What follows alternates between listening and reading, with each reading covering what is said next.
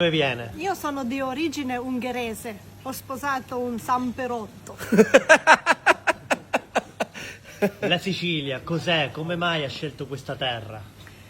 Perché c'è di tutto, c'è il mare, c'è la campagna, si mangia sempre bene, l'aria fresca, ci godiamo anche il mare, il pesce buono, quindi è un paradiso.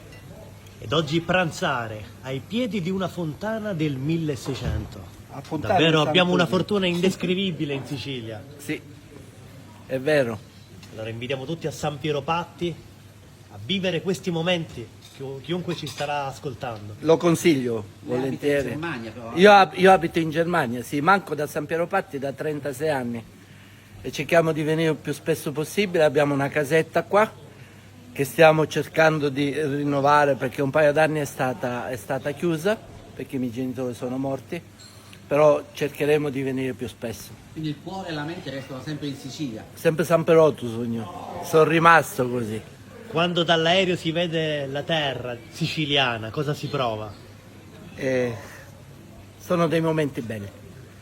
Non dico che è un brivido, però è veramente una sensazione bellissima, è una cosa molto molto molto bella.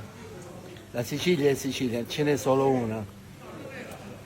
È stato un grande piacere avervi conosciuto. Il suo nome? Michele, Michele è? Andrea, Buon pranzo e a grazie. presto in Sicilia. grazie, grazie.